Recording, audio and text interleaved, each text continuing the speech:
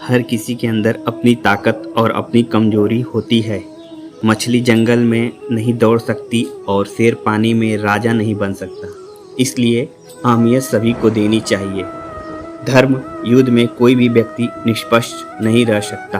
धर्म युद्ध में जो व्यक्ति धर्म के साथ नहीं खड़ा है, इसका मतलब है वह अधर्म का साथ दे रहा है, वह अधर्म के साथ खड़ा है। अगर कोई मनुष्य हमारे साथ बुरा कर रहा है तो उन्हें करने दो, यह उसका कर्म है और समय उसके कर्म का फल उसे जरूर देगा। लेकिन हमें कभी भी किसी के साथ बुरा नहीं करना चाहिए, क्योंकि यही हमारा धर्म है। तुम अपनी पीड़ा के लिए संसार को दोष मत दो, अपने मन को समझाओ। तुम्हारे मन का परिवर्तन ही तुम्हारे दुखों का अंत है।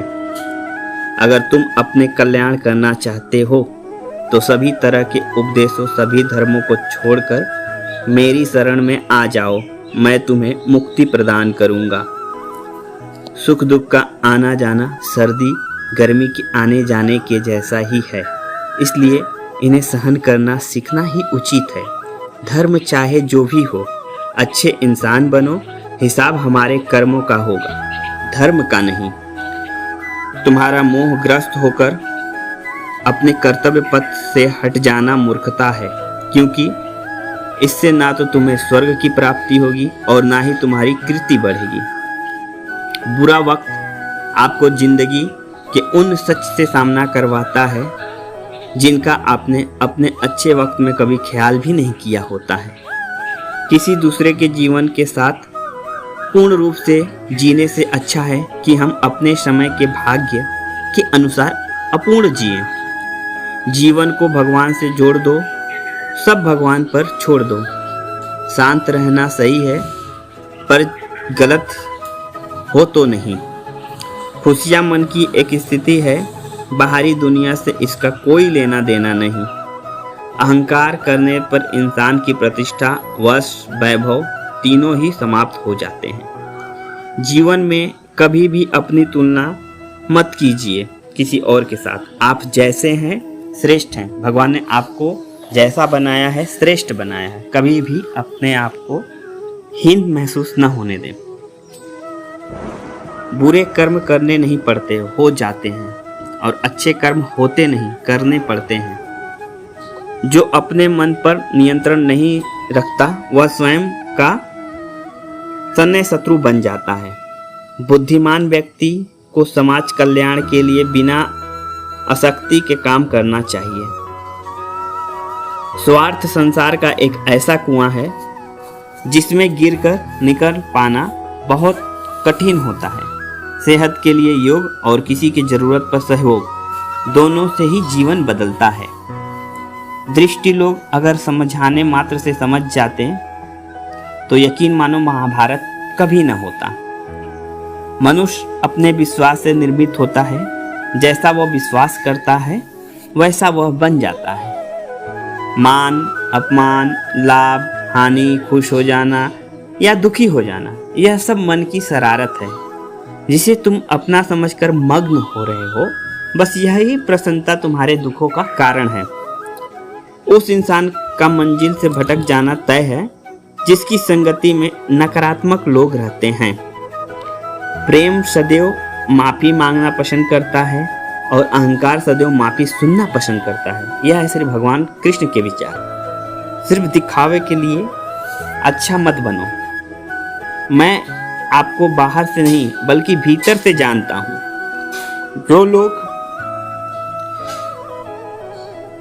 जो इस लोक में अपने काम की सफलता की कामना रखता है वे देवताओं का पूजा करे। व्यक्ति जो चाहे बन सकता है यदि विश्वास के साथ इच्छित वस्तु पर लगातार चिंतन करे। शब्द उतरने ही बाहर निकलने चाहिए, जितने वापस भी लेना पड़े तो खुद को तकलीफ ना हो। परायों का अपमान कभी नहीं करना चाहिए। परायों को अपना बनाना उतना मुश्किल नहीं जितना अपनों को बुरा बनाए रखना होता है। इंसान की सोच ही उसकी सबसे बड़ी पहचान है, वरना दुनिया में एक नाम के अनेकों इंसान हैं। बहुत विनम्रता चाहिए रिश्तों को निभाने के लिए। छल कपट से तो सिर्फ महाभारत रची जाती है। मनुष्य का जीवन केवल उसके कर्मों पर चलता है। जैसा कर्म होता है वैसा उसका जीवन होता है। मन अशांत हो तो उसे नियंत्रित करना कठिन है, लेकिन अभ्यास से इसे वश में किया जा सकता है। दिव्यता केवल शक्तिशाली होने से नहीं, बल्कि वास्तविक दिव्यता दूसरों में शक्ति जागृत करने में है। मन की गतिविधियों, होश, श्वास और भावनाओं के माध्यम से भगवान की शक्ति सदा तुम्हारे साथ है। जीवन में वाणी को संयम में रखना है अनिवार्य है, क्योंकि वाणी से दिए हुए घाव कभी भरे नहीं जा सकते। जब हम स्वयं जीवन के शिल्पकार हैं तो चलो हम अपनी मुश्किलों को हराते हैं, जीवन में मुस्कुराते हैं। हार चाहिए न जीत चाहिए। जीवन में अच्छी सफलता के लिए परिवार और कुछ मित्रों का साथ चाहिए। रिश्ते को निभाने के लिए वक्त निकालिए। कहीं ऐसा न हो जब आपके पास वक्त हो तो रिश्ता ही न बचे। वह जो इस ज्ञान पर विश्वास नहीं रखते, मुझे प्राप्त किए बिना जन्म और मृत्यु के चक्र के अनुगमन करते हैं। जो लोग आपके अपमान के बारे में हमेशा बात करेंगे, सम्मानित व्यक्ति के लिए वह अपमान मृत्यु से भी बेहतर है। जो दूसरों की तकलीफ को समझते हैं, जिनमें दया है, दिल से अच्छे हैं, उन्हें दोबारा जन्म लेना पड़ता है।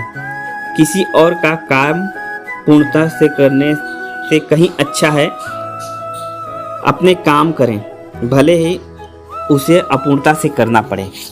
मैं ही इस सृष्टि का रचना करता हूँ और मैं ही इसका पालन पोषण करता हूँ और मैं ही इसकी सृष्टि का विनाश करता हूँ। कृष्ण कहते हैं, जब संसार में धर्म की हानि होगी, अधर्म की विजय होगी, तब मैं इस पृथ्वी पर अवतार लूंगा। अमीर बनने के लिए एक क्षण संग्रह करना पड़ता है, किंतु अमर बनने के लिए एक एक कण बांटना पड़ता है। जिंदगी में सब कुछ खत्म होना जैसा कुछ भी नहीं होता। हमेशा एक नई शुरुआत हमारा इंतजार कर रही होती है। हे अर्जुन, मैं भूत, वर्तमान और भविष्य के सभी प्राणियों को जानता हूँ, किंतु वास्तविक में कोई मुझे नहीं जानता। लोग कहते हैं अपनों के आगे झुक जाना चाहिए, किंतु सच बात तो यह है, जो अपने होते हैं वह कभी झुकने नहीं देते। वह दिन मत दिखाना कान्हा कि हमें खुद पर गुरूर हो जाए। रखना अपने दिल में इस तरह की जीवन सफल हो जाए। वह जो सभी इच्छा त्याग देते हैं, मैं और मेरा की लालसा तथा भावना से मुक्त हो जाता है, उसे शांति प्राप्ति होती है। हमेशा छोटी छोटी गलतियों से बचने की कोशिश किया करो, क्योंकि इंसान पहाड़ों से नहीं पत्थरों से ठोकर खाता है। शांति से भी दुखों का अंत हो जाता है और शांत चिंत मनुष्य की बुद्धि शीघ्र ही स्थिर होकर परमात्मा से युक्त हो जाती है। अपनी पीड़ा के लिए संसार को दोष मत दो। अपने मन को समझाओ, तुम्हारे मन का परिवर्तन ही तुम्हारे दुखों का अंत है। श्री कृष्ण कहते हैं, मैं एक बार माफ करके अच्छे बन जाओ, पर दोबारा उसी इंसान पर भरोसा करके बेवकूफी कभी न बनो। इच्छा पूरी नहीं होती तो क्रोध बढ़ता है और इच्छा पूरी होती है तो लोभ बढ़ता है। इसलिए जीवन की हर स्थिति में धैर्य बनाए रखना।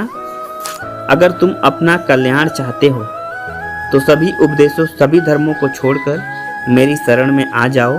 मैं तुम्हें मुक्ति प्रदान करूंगा। जो हुआ अच्छा हुआ, जो होगा अच्छा होगा।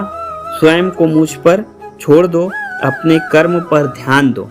कर्म ऐसा जो स्वरहित पापरहित हो, यानी कि पाप से रहित हो। कृष्ण ने दृष्टों को भी अपनी गलती सुधारने का मौका दिया, क्योंकि वो किसी मनुष्य को नहीं, उसके अंदर की बुराई को मारना चाहते हैं। संदेह की स्याही से संबंध के पृष्ठ पर कभी सुख अंकित नहीं होता। इसलिए अपने मन के विचार और संबंधों को आधार दोनों से ही सुख रख सकते हैं। मोहग्रस्त होकर अपने कर्तव्य पथ से हट जाना मूर्खता है, क्योंकि इससे ना तो तुम्हें स्वर्ग की प्राप्ति होगी और ना ही तुम्हारी कीर्ति बढ़ेगी। इस भौतिक संसार का यह नियम है, जो वस्तु उत्पन्न होती है कुछ काल तक रहती है, अंत में लुप्त हो जाती है, चाहे वह शरीर हो या फल हो या जीवन हो। यदि कोई व्यक्ति प्रेम से, भक्ति से, पुष्प से, फल फूल जल भी मुझ पर चढ़ा दे तो उसे उसी भाव से मैं स्वीकार करता हूँ, वह मेरा प्रिय भक्त होता है। उससे मत डरो जो वास्तविक नहीं है, ना कभी था ना कभी होगा। जो वास्तविक है वो हमेशा था और उसे कभी नष्ट नहीं किया जा सकता। जीवन में आधे दुख इस कारण जन्म लेते हैं क्योंकि हमारी आशाएं बड़ी होती हैं। उन आशाओं को त्याग करके देखो, जीवन में सुख ही सुख है।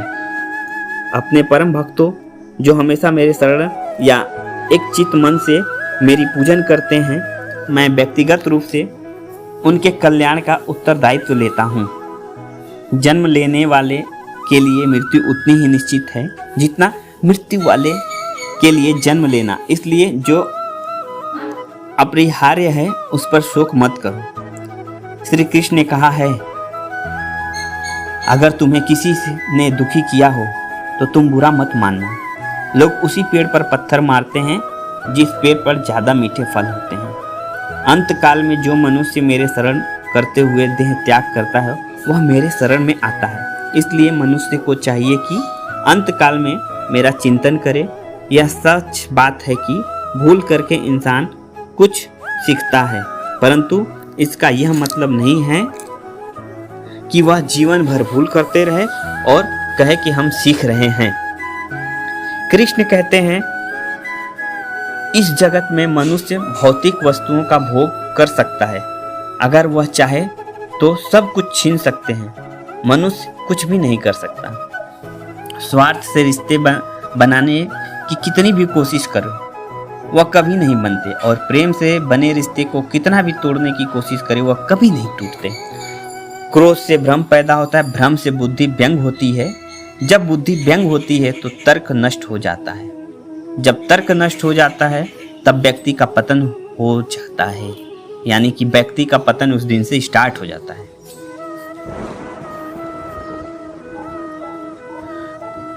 आत्मा न तो जन्म लेती है, न कभी मरती है, और ना ही इसे कभी जलाया जा सकता है, ना ही पानी से गीला किया जा सकता है। आत्मा अमर है और अविनाशी है। अगर व्यक्ति शिक्षा से पहले संस्कार, व्यापार से पहले व्यापार और भगवान से पहले माता पिता को पहचान ले तो जिंदगी में कोई कठिनाई नहीं आएगी। विषयों का चिंतन करने से विषयों की आसक्ति होती है, आसक्ति से इच्छा उत्पन्न होता है और इच्छा से क्रोध होता है, क्रोध से सम्मोहन और अविवेक उत्पन्न होता है। कृष्ण कहते हैं, जैसे प्राणी अपने पुराने कपड़े उतार कर फेंक देता है, नए को धारण करता है, उसी प्रकार यह आत्मा पुराने शरीर से त्याग कर नया शरीर प्राप्त करती है। तुम उसके लिए शोक करते हो जो शोक करने के योग्य नहीं, और फिर भी ज्ञान की बातें करते हो। बुद्धिमान व्यक्ति ना जीवित और ना ही मृत व्यक्ति के लिए शोक करता है।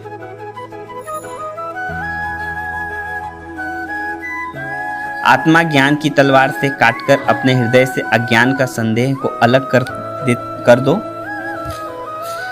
सेहत के लिए योग और किसी की जरूरत पर सहयोग दोनों ही जीवन बदलता है।